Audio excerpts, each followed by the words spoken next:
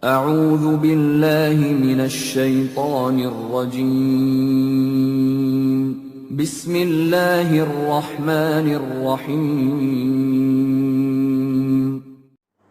Orang yang beribadah saja setiap hari, sholatnya subuh ke masjid, sholat zuhur ke masjid, sholat asar ke masjid, sholat maghrib ke masjid, sholat isya ke masjid, belum ada jaminan masuk surga. Bayangkan, kita yang sholat saja setiap hari belum ada jaminan masuk surga. Sholat kita tepat waktu setiap hari, belum ada tuh jaminan masuk surga, belum ada. Apalagi orang yang tidak sholat. Orang yang sholat saja belum ada jaminan masuk surga. Oh, sholat subuh dia tepat waktu, sholat zuhur tepat waktu, sholat asar dia tepat waktu, sholat maghrib tepat waktu, sholat isya tepat waktu. La, tidak, belum ada jaminan masuk surga. Dan orang penghafal Al-Quran pun 30 juz, belum ada jaminan masuk surga. Belum ada. Itu penghafal Al-Quran. Ada nak contohnya Ustadz? Ada. Siapa contohnya Ustadz? Sahabat Nabi sendiri. Siapa namanya Ustadz? Nahar Ar-Rajjal. Itu sahabat Nabi penghafal Al-Quran, tapi tidak dapat jaminan surga. Dia seumuran dengan Abu Hurairah radhiyallahu anhu. Abu Hurairah penghafal hadis, banyak menghafal hadis baginda Rasulullah sallallahu alaihi wasallam. Nahar Ar-Rajjal penghafal Al-Quran, tapi tidak ada jaminan surga. Bayangkan, orang yang penghafal Al-Quran pun belum ada jaminan surga. Kenapa sebabnya Ustadz Nahar Ar-Rajjal ini tidak dapat jaminan surga? Dia adalah salah satu sahabat Rasulullah sallallahu alaihi wasallam. Ketika baginda Rasulullah sallallahu alaihi wasallam meninggal dunia, dan ketika itu muncul nabi palsu namanya Musailamah. Dan ketika di zaman Abu Bakar, Nahar Ar-Rajjal adalah salah satu sahabat yang membenarkan nabi palsu ini. Makanya ketika itu di zaman Abu Bakar banyak para kaum muslimin pindah agama. Kenapa? Karena di sana ada Nahar Ar-Rajjal. Orang banyak yakin kepada mereka, kepada Nahar Ar-Rajjal ini. Mohon maaf cakap, seandainya Nahar Ar-Rajjal ini hidup di zaman sekarang, mungkin dia menjadi ulama besar. Mungkin dia dihormati di negeri ini karena dia penghafal Al-Quran. Makanya tidak jaminan pula ulama itu masuk surga, itu tidak jaminan. Oh, mentang-mentang gelarnya profesor, mentang-mentang gelarnya doktor misalnya, ada jaminan masuk surga? Lah, apalagi menteri agama. Oh, mentang-mentang menteri agama lalu ada jaminan masuk surga? Lah, mungkin menteri ini dulu yang paling disimbe oleh Allah masuk surga, masuk neraka. Jangan mentang-mentang tuh. Dan oleh karena itu, bapak-bapak, saudara-saudara, para kaum muslimin hamba Allah yang dimuliakan oleh Allah, takkah itu puluh anak awak ayahanda bunda. Anak dari ketek wa tanamkan ilmu agama dari kecil. Kelak dia dewasa, alun ado jaminan untuk membahagiakan orang tua itu. Belum ada jaminannya. Makanya Allah sampaikan dalam firman-Nya dalam surat Al-Baqarah, innal ladzina amanu, sesungguhnya orang-orang yang beriman, walladzina hajaru, orang yang berhijrah di jalan Allah, al-jihadu fi sabilillah, orang yang berjihad pun di jalan Allah, alun ado jaminan masuk surga. Ya. Alun ado ya. Misalnya ada orang menghina agama awak kini kok, dimungku awak ku agama Islam, menghina Rasulullah, menghina Allah, menghina Al-Quran, wa bunuhnya tu. Alun ado jaminan surga ini. Lalu siapa orang-orang yang dijamin oleh Allah masuk surga, Ustaz? Ulaika yarjuna rahmatallah. Ketika kita beribadah ke rumah Allah, ketika kita hijrah, kita berdoa kepada Allah, ya Allah, berikan rahmat-Mu kepada hamba. Turunkan rahmat-Mu ya Allah. Kalaulah Allah turunkan rahmat-Nya kepada kita, barulah ada jaminan surga. Tapi kalau Allah tak berikan rahmatnya, mohon maaf cakap, mu sampai hitam lutut awak kau dek sujud mu sampai hitam kan yang awak dek sujud misalnya. Kalau Allah nak berikan rahmatnya, jangan harap kita menggapai surganya Allah Subhanahu wa ta'ala. Sedangkan sahabat Rasulullah sendiri yang penghafal Al-Quran pun belum ada jaminan masuk surga. Dan oleh karena itu ayahanda bunda yang dimuliakan oleh Allah Subhanahu wa ta'ala, kemarin beberapa hari yang lalu saya lihat postingan Ustadz Ali, hampir sama dengan sejarah. Ada narasumber yang berbicara kepada saya ketika saya mengisi kajian di Bukit Tinggi. Mengisi kajian di Bukit Tinggi itu ada salah satu seorang bapak yang bercerita, lalu saya sampaikan, Pak, boleh enggak sejarah bapak ini saya angkat, saya sampaikan kepada publik? Boleh Ustaz. Ini untuk memotivasi kita orang Sumatera Barat. Bapak ini aslinya orang Sejunjung. Kebetulan kemarin saya pulang dari Sejunjung, yaitu dari Kirian Jauh. Beliau itu pun aslinya orang sana, dan sekarang beliau hijrah ke Bukit Tinggi. Bapak ini 5 orang adik kakak ayahanda bunda. Dia adalah orang tertua dalam keluarga, mempunyai 3 adik perempuan, dan yang bungsunya adalah laki-laki. 5 orang bersaudara, 2 laki-laki, paling besar paling bungsu, di tengah-tengahnya 3 seorang perempuan. Bapak ini adalah orang IQ-nya luar biasa, tapi adik paling bungsunya laki-laki, dia mempunyai lemah mental, otaknya lemah, mempunyai kebutuhan khusus. Tapi bapak ini adalah orang yang luar biasa IQ-nya. Dia menamatkan SD bukan 6 tahun tapi cuma 5 tahun. Dia menamatkan SMP bukan 3 tahun tapi cuma 2 tahun. Dia menamatkan SMA-nya bukan 3 tahun tapi cuma 2 tahun. Dan hafalannya luar biasa, kurang lebih 20 juz. Ini bukan hoax, ini fakta yang saya sampaikan ayahanda bunda.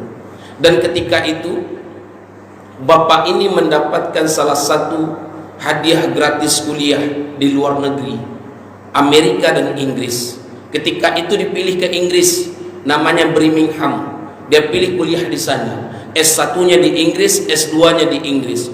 Pulang ke Indonesia, lalu melamar pekerjaan di Jakarta, mendapatkan pekerjaan salah satu PT terbesar di Kerawang, menjadi komisaris. 2 tahun beliau di Kerawang, membeli tanah di Bogor. Tanahnya kurang lebih 1000 meter dibeli oleh beliau ini, dan membuat villa. Dan ketika itu apa kata emaknya dari Sejunjung? Nah, kok marantau waang ke Jakarta nak, dake jo emaknya nak, kok ndak pernah pulang lah 2 tahun nak waang marantau, kok kaluar nagari waang menuntut ilmu, amat sadar. Tapi kini waang kanlah bapitih nak, aku ndak jo kunjung pulang waang nak, pulanglah nak. Apa kata sahutan dari enaknya? Begitu lemah lembut, ma, iyo ma, insya Allah awak akan pulang ma.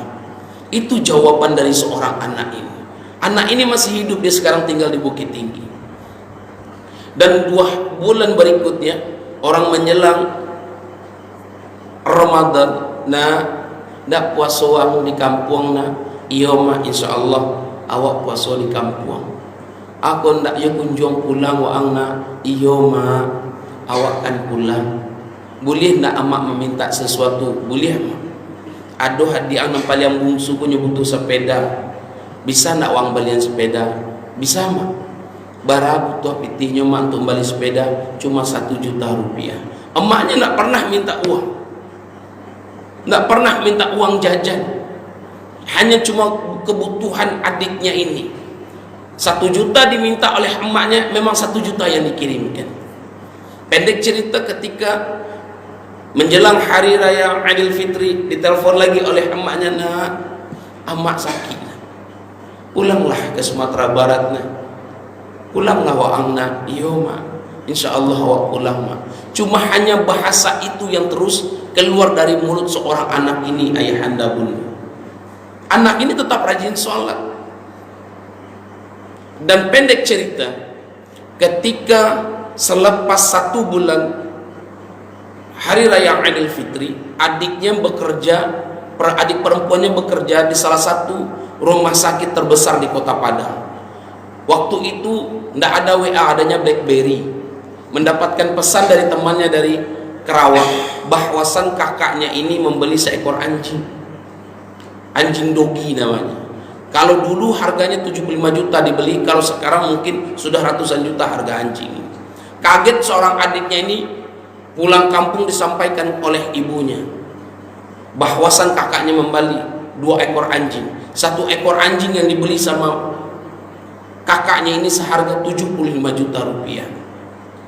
Dan ketika itu ditelepon oleh ibunya, "Nah, iyo membeli anjing waang na, iyo ma dari siapa dapat kabar dari adik waang. Untuk anjing tuang balina untuk menjaga villa wak ma. Bara anjing nang bali baraiku anjing nang bali duiku ma. Bara harga anjing tu na 75 juta." Ketika itu 75 juta luar biasa. Waktu masa musimnya BlackBerry. Lalu ditanya oleh detail oleh emaknya ini, "Nah, berapa pengeluaran anjing itu sebulan?" Nah, dijelaskan oleh anak ini secara rinci. Makanannya khusus, sekali 3 hari dimandikan. Hari Ahad itu kalau dia libur dibawa anjingnya ini jalan-jalan. Kalau orang Minang amaknya mau ridado. Pendek cerita, ketika 10 hari menjelang Hari Raya Kurban, yaitu Hari Raya Idul Adha, ditelepon oleh amaknya, "Nah, amak sakit, nah, badan amakku menggigit. Ndak ya pulang waang nak, ndak ka kurban waang di rumah. Insya Allah ma iyo awak akan berkurban. Tapi uang ini ndak kunjung dikirimkan." Pendek cerita, ayahanda bundo yang dimuliakan oleh Allah, "Nah, yo lindak tenamu waang pulang nak, bajanji ke bajanji sejo amma. Nana mak takuian nanti ketika waang pulang ke ranah Minang, waang cuma mencari tanah merah yang dihiasi bunga." Kaget anaknya, "Jangan tak itu mak mengicim. Boleh ndak amak berdoa sama Allah?" "Boleh mak." "Apa doa amak?" "Seandainya Allah mengabulkan doa amak, amak ingin menjadi anjing." Ini bukan hoax, ini fakta. Itu kata emaknya. "Nah, seandainya Allah mengabulkan doa amak, amak engkau ingin menjadi anjing nak. Aku amak engkau ingin menjadi anjing. Labaralah moe amak minta waang pulang, waang tak kunjung pulang. Amak ingin menjadi anjing supaya setiap hari amak bisa mencari wajah. Anjing yang bawa berjalan, amak nak pernah hang bawa berjalan. Anjing yang suan, amak li pernah waang suan. Amak nak butuh harat tuang dona. Amak hanya butuh wajah." Itu kata orang menggigil anaknya ini. Ampun mak, ini bukan hoax. Ini fakta. Orangnya masih hidup kok. Kalau seandainya Allah ingin mengabulkan doa amak angkona, amak ingin menjadi anjing, itu keluar dari mulut emaknya. Lalu apa kata emaknya? "Kok nak bisa pulang dak lana? Kok nak bakurbanang indak lana? Jangan berjanji jojo mak. Mungkin waang sedang sibuk." Dan ketika itu ditutup telepon oleh emaknya. Pendek cerita, ketika selesai melaksanakan sholat Hari Raya Idul Adha bersama anak-anaknya, ketika itu emaknya dibawa pulang dalam keadaan sakit. Sampai di rumah emaknya meninggal dunia dalam keadaan meneteskan air mata. Tapi sebelum emaknya ini meninggal, dipesankan kepada anaknya, "Nah, kok menyampang pendek umum mak, jangan pernah hang sampaian, jangan pernah kau sampaian kepada kakak ang tu di Jakarta, dek kakak kau tu Jakarta, jangan pernah dikician. Inyo tu sibuk mengurus vilanya, nyo sibuk mengurus anjingnya, nyo sibuk mengurus kerajunya, jangan disampaian." Itu amanah orang tuanya. Yo meninggal orang tuanya naknya sampaikan dia adik-adiknya dah. Karena itu amanah orang tuanya. 3 hari kemudian orang lain yang mengasih kabar, tetangga yang mengasih kabar, aku nak pulang ang yuang amma ang meninggal mah. Ketika itu tersentak di hatinya. Pada hari itu juga ditinggalkan pekerjaannya, ditinggalkan vilanya, ditinggalkan anjingnya, dia pulang ke Sumatera Barat. Benar yang disampaikan oleh mulut emaknya, jangan sampai ketika Waang pulang ke Sumatera Barat nak, Waang mencari tanah merah yang dihiasi oleh bunga. Apa maksud dari cerita ini ayahanda bundo? Walaupun anak kita tanamkan dari dini hari agama, dia hafal 10 juz, dia hafal 20 juz, dia hafal 30 juz, alun ado jaminan anak bisa membahagiakan orang tua. Mampunya banalah pepatah orang Minang ayahanda bundo, 10 anak belum tentu bisa membahagiakan satu orang tua, 10 anak belum bisa tentu membahagiakan satu ibu, tapi satu ibu sudah pasti bisa membesarkan 10 anak. Itu sudah pasti. Itu sudah pasti. 10 anak belum tentu bisa membahagiakan awalnya. Walaupun dari dini kita tanamkan ilmu agama, apalagi nak kita tanamkan ilmu agama. Cobalah lihat anak-anak kita di luar sana. Cobalah lihat. Ini adalah contoh nyata yang tampak kepada kita semua. Jangan sampai anak ini menjadi batu sandungan kelak kita berada di akhiratnya Allah Subhanahu wa taala. Makanya saya selalu menghimbau, yuk ramaikan masjid kita dengan Ismailnya Allah, dengan Fatimahnya Allah. Ramaikan masjid kita, ajak mereka beribadah ke rumah Allah. Tidakkah pernah pula saya sampaikan ketika Rasulullah SAW menyampaikan kultum ketika waktu subuh hari, mana fulan bin fulan, kata Rasulullah, tidak ada ya Rasulullah. Mana fulan bin fulan, kata Rasulullah. Dijawab oleh Bilal bin Rabah, tidak ada ya Rasulullah. Gantikan aku di sini, kata Rasulullah. Biar aku bakar tuh rumah fulan bin fulan. Rumah dah kayak masjid, tapi nak mau sholat ke masjid. Rumah lain dah kayak masjid. Ya Allah ya Rahman. Rumah dekat masjid, telinganya seakan-akan tuli, tidak mau mendengarkan kalimat-kalimat yang keluar dari seorang para da'i, para mubalik, para alim ulama. Ya Allah ya Rahman ya Karim.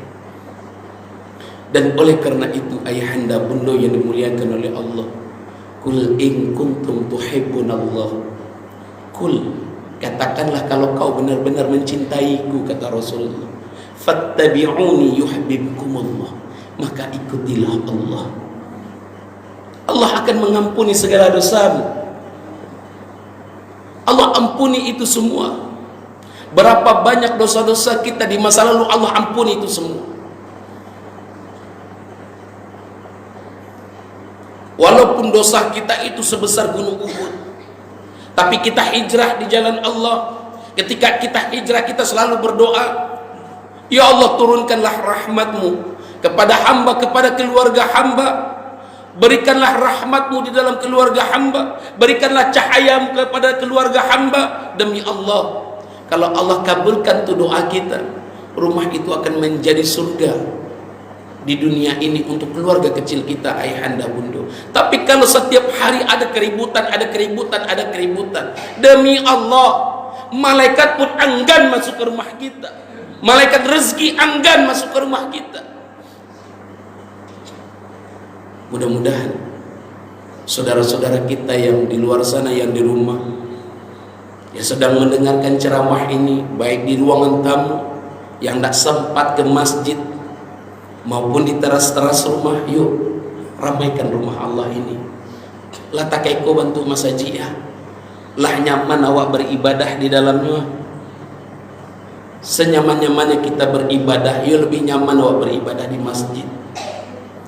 Memang hidayah itu sulit ayahanda bunda. Memang harus dipasu untuk menyapuinya. Memang harus dipaksa. Sangat sulit hidayah itu. Memang harus kita paksakan. Tapi kalau kita sudah mendapatkan suatu kenikmatan ibadah, Wak tinggal sesekali misalnya tanpa kita sengaja. Luar biasa kesalahan ada di dalam diri ini, di dalam hati ini. Luar biasa. Tapi kalaulah terbiasa kita meninggalkan perintah Allah, tidak ada rasa berdosa, tidak ada rasa bersalah. Cobalah wak berfikir dengan logika saja. Dengan logika saja, bukan dengan ayat Allah. Kita misalnya dijatahkan oleh Allah hidup di dunia ini 70 tahun misalnya. Allah beri ni jatah.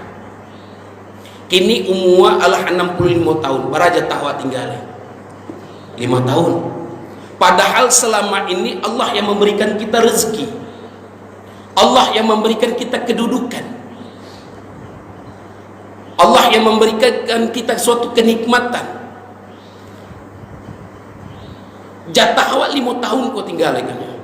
Ndak ia ke beribadah walai, ndak ia ke solat walai, ndak ia ke sujud walai. Apa kau lah nan salah? Nan salah ni. Indak ia ke beribadah walai. Nak awak bawa nanti cukup lah. Itu dengan logika saja.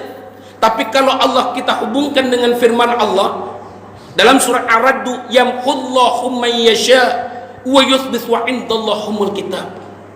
Yamhullah, Allah akan menghapus apa yang dihapus oleh Allah. Setiap apa yang ditetapkannya di sisinya terdapat umul kitab. Apa maksudnya tu Ustaz? Yamhullah itu dosa-dosa kita di masa lalu. Kalau kita paksakan untuk hijrah, kita paksakan untuk menjemput hidayah kepada Allah Subhanahu wa taala, dosa-dosa kita dihapus oleh Allah di masa lalu.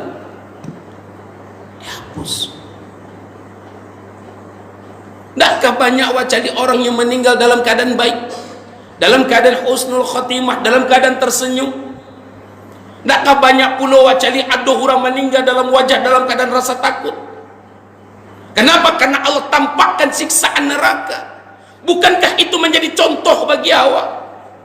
Aduh wacali orang meninggalnya dalam keadaan rasa takut di wajahnya. Tampak dia wajah awak kau, tampak wacali orang tu meninggal. Itu kan contoh bagi kita, supaya kita melaksanakan apa yang diperintahkan oleh Allah Subhanahu wa taala. Kenapa dia meninggalnya dalam keadaan wajah rasa takut? Karena Allah tampakkan siksaan neraka. Ada orang yang wafat dalam keadaan tersenyum, sepertinya galak saja. Kenapa? Karena Allah tampakkan keindahan surga. Itu kan salah satu contoh nyata kebenaran, kebesaran Allah Subhanahu wa taala. Indah ieu ka salat awak alai, apa polah nan salah? Nan salah alai. Oh kok harato awak lah diagia. Kok rumah lah dapet. Kok kini umu sabantalilah kabaun tanah.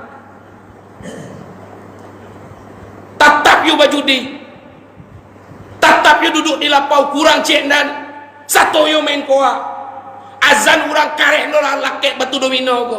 Apa lain salah? Ya Allah ya Rahman. Tapi itu nyata ayahanda bunda. Mudah-mudahan kita di sini semua termasuk orang-orang yang dirindukan surganya Allah Subhanahu wa taala. Mari kita contohkan sama-sama, baik kepada pengurus, baik kepada jemaah, kita contohkan bersama-sama. Jangan pernah kita membenci mereka, tapi rangkul mereka. Jangan pernah kita mengucilkan mereka, tapi bimbing mereka. Mudah-mudahan dengan akhlak yang baik kita tunjukkan, kita bimbing mereka, mereka terpanggil hatinya untuk beribadah ke rumah Allah Subhanahu wa taala. Yang saya takutkan cuma satu, jangan sampai masjid yang begitu indah ini dikuasai oleh oknum-oknum yang tak bertanggung jawab. Karena mereka sekarang one by one, satu-satu mereka jalan. Mereka masuk ke masjid-masjid hanya untuk menyudutkan Islam, hanya untuk ingin menghancurkan Islam. Dan itu fakta. Dan salah satu contohnya beberapa bulan yang lalu ada masjid yang dibakar oleh saudara-saudara kita. Ada masjid yang dibakar.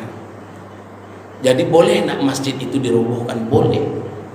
Boleh nak masjid itu dibakar? Boleh. Buka surat At-Taubah ayat 107 dan 108. Boleh masjid itu dirobohkan. Kenapa? Karena mereka menghancurkan Islam dari dalam. Karena mereka menusuk Islam itu dari dalam. Mereka itu bukan orang kafir, tapi mereka itu kalangan orang-orang Islam itu sendiri. Contohnya itu di zaman baginda Rasul, ketika Rasulullah SAW membangun masjid, beliau hijrah dari Makkah ke Madinah. Yang dibangun oleh Rasulullah itu adalah Masjid Quba. Sebelum beliau datang ke Madinah, yang dibangun oleh Rasulullah itu adalah Masjid Quba. Di 9 Hijriah ada orang kafir masuk Islam namanya Abu Amir, mendirikan Masjid Dirar di samping Masjid Quba. Tujuannya untuk menusuk Islam dari dalam. Tujuannya untuk menghancurkan Islam dari dalam. Lalu ketika itu Rasulullah diundang untuk sholat ke Masjid Dirar ini. Tapi ketika itu Rasulullah SAW pergi berperang. Pulangnya baginda Rasul disampaikan oleh sahabat bahwasannya Abu Amir mendirikan masjid bersama teman-temannya, ada Abu Hanan. Dan ketika itu Rasulullah melangkahkan kakinya untuk menunaikan undangan ini. Makanya turunlah surat At-Taubah ayat 107 dan 108. Apa bunyinya Ustaz? Rasulullah SAW dilarang sholat di dalam Masjid Dirar tersebut. Dilarang oleh Allah. Kenapa Allah larang Rasulullah sholat ke dalam Masjid Dirar tersebut? Karena masjid itu tujuannya adalah menghancurkan Islam dari dalam. Dari ayat 108-nya Allah perintahkan Rasulullah untuk menghancurkan masjid tersebut, untuk merobohkan masjid tersebut. Begitu juga sebulan yang lalu, kurang lebih sebulan yang lalu, ada masjid yang dirobohkan. Kenapa? Karena masjid itu adalah salah satu untuk menusuk Islam dari dalam. Siapa yang mendirikan Ustadz? Yang mendirikan adalah Ahmadiyah. Ahmadiyah itu bukan Islam. Ahmadiyah itu ada nabinya. Ahmadiyah itu ajarannya bukan seperti yang disampaikan oleh Rasulullah menurut Al-Quran. Dia ada nabinya. Nabinya bukan Muhammad SAW. Bukan itu nabinya. Tapi sekarang kan dilindungi. Yuk, ajak anak-anak awam, orang-orang yang berkompeten di bidangnya. Ajak para da'i, para mubaligh yang khusus tafsir, ajak ustadz yang khusus tafsir. Yang khusus fikih, ajak ustadz yang khusus fikih. Yang khusus tauhid, akidah, ajak ustadznya. Ustadz kita ini banyak bidang-bidangnya. Ajak ulama-ulama, para da'i, para mubaligh yang berkompeten di bidangnya, sehingga kita tidak lagi bisa ditipu-tipu. Mereka sekarang seperti ulama, ayahanda bundo. Mereka pakai sorban, mereka pakai gamis. Secara pakaian mereka seperti ulama, tapi mereka menusuk dari dalam. Yuk, tanamkan ilmu akidah di dalam keluarga kita. Hidupkan masjid ini cahaya Allah, imaratul masjid. Ramaikan rumah Allah ini. Mudah-mudahan pada pagi hari ini Allah selalu memberikan rahmatnya kepada kita semua. Allah bukakan pintu-pintu tabir yang tertutup rapi, tapi keluar dengan cahaya kebaikan. Begitu juga sabarana ambo karehka mencampaikan ceramah ini ayahanda bunda. Ba'ana bantu bahasa yang ambo sampaikan. Kalau pada dasarnya ndak ya kenamu berubah itu sudah mungkin sudah tertutup mata hatinya. Mungkin itu sudah tertuli telinganya. Mungkin mereka itu sudah buta matanya.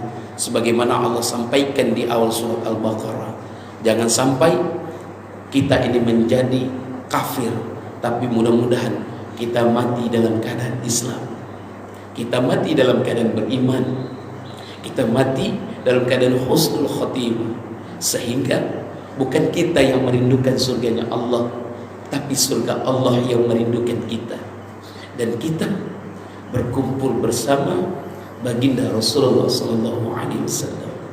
Kurang lebihnya mohon maaf. Assalamualaikum warahmatullahi wabarakatuh.